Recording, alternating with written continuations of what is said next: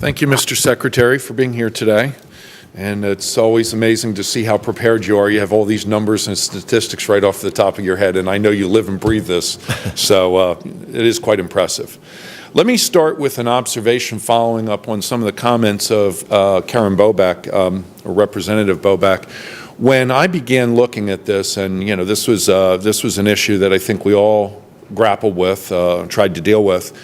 One of the things I wanted to do was debunk some of the information that was out there. That information would be, where do we actually rank nationally as far as gas tax?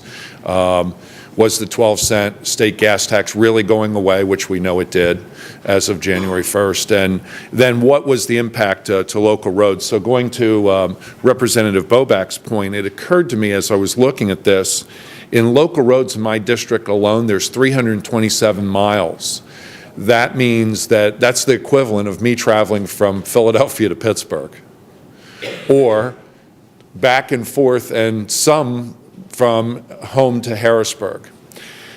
More startling to me today was the fact that you mentioned 77,000 miles of local roads. So I decided, what is the distance around the world at the equator? Turns out you could go. Not going to ask me that, are you? I don't. It turns out that that's equivalent to 3 times around the world at the equator. That's what we have in local roads. So, to your point, Representative, I don't know what our townships, I don't know how they maintain their local roads at the level they did with the amount they were receiving. So I just wanted to start with that observation. And you're absolutely right. I mean, the entire network we have here in Pennsylvania is huge. I mean, it's a big state, Keystone State, a lot of traffic through it, but they own twice as many miles as we do. And PSATs, as an organization, as did county governments, strongly supported Act 89. And as they said in their editorials that they were publishing, the only alternative for them is property taxes. They don't have any other revenue-generating means other than that. So they were strongly supportive of this as a way to avert a need to go back and hit property taxes to take care of those roads. Okay. I didn't know that about the equator. I may use that in the future in my commentary. I appreciate that. It just occurred to me. It sounded like a big number, and I thought, well, how big is it? Of course, after this was all done, I came up with an 8-page letter and, 5 graphs and charts from independent tax foundation sources and the like on this tax issue. And what I found out, and I wanted to see if you believe this information is correct, that prior to this bill being passed, where we reduced and eliminated the 12-cent state gas tax, we weren't 1, 2, or 3, as I had heard, in highest taxes. According to information I have, we were 10th highest in tolls, 15th highest in fuel tax when you looked at federal, state, local, as to all the other states, which was only slightly above the national average, which was also kind of interesting to me. And if you considered everything, gas taxes, tolls, and user fees, we were about 18th. Does that sound about right? It does. We have one of the lowest registration and license fees in the nation. And if you think about the way you all debated how to deal with this, and we had a lot of discussion, all of us did, about this, but I think Pennsylvania's model is to say the access charge is going to be kept low, meaning we're not going to charge you a lot to get on the system. Your driver's license registration, the more you use it, the more you pay. And what could be more fair than that? A lot of other states have very high registration and license fees, and then they might have a lower gas tax. What that means is whether you drive 5,000 miles a year or 30,000 miles a year, you're paying that high entry cost for registration and license fees.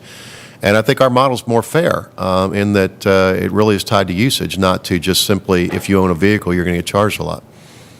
Well, I'd like to hit the real issue, the purpose for my standing up today, and that is, what would you tell our consumers and what would you tell us about how to monitor this commodity? We know it goes up and down. I noticed before Thanksgiving, amazingly, the price went up locally about 10 cents a gallon. Then it came down a while. Then around the holidays, it went up again. It went up again in January. What do you tell people about how to monitor whether they're really recognizing this elimination of the initial tax and the franchise changes and gouging? Well, unfortunately, as we've said many times in these dialogues, we don't have a whole lot of knowledge about the pricing point. We know that over 70% of the price of a gallon of gas is tied to the price of a barrel of oil. And that futures market changes dramatically. That's what's affected us right now, as some unrest in Venezuela has driven the price up on the futures market and oil. And that has a much larger effect than anything we do or you do relative to the tax standpoint. That fluctuation that they see that could be 20, 30 cents in a month is tied to the futures market. It's tied to production costs. If we have, like the one year you had a hurricane and knocked out some production facilities, that has a much bigger cost than anything else. The other part on the pricing side is the whole model of selling gasoline is, and the wholesalers or the retailers will tell you this, is to get you in and buy the other products. It used to be to get you in and then have service, right? Get your mechanic work done now it's get you in and buy food, drinks, other things, which is where they really make their profits. The price point is a competitive thing for them, and how they price it is not directly tied to the fuel price. Clearly, the fuel taxes, if it were, you'd see a direct correlation rate at the state line between fuel taxes, and you don't see that. Never have. So I think for anyone watching this, if they know how to predict it, I'd love to know, because that'd be a great futures thing personally. But I think it's very difficult to predict. What you're going to see is that our tax structure is the lowest component of what's going to affect the price of gas. It's going to be those other things that are going to affect it much more than what we do on the tax side. Well, thank you, Mr. Secretary, for being here today, and thank you for your assistance in trying to get this done. I know it was a heavy lift for everybody, but I think in retrospect, looking at the way this winter has been, I drive around my communities wondering what would we be facing if we hadn't done something with this horrible weather we had, where I still have 2 inches of ice, you know, on my own front walkway. It's like a skating rink, and I know that we're going to have more problems in maintaining it. So thank you. Thank you.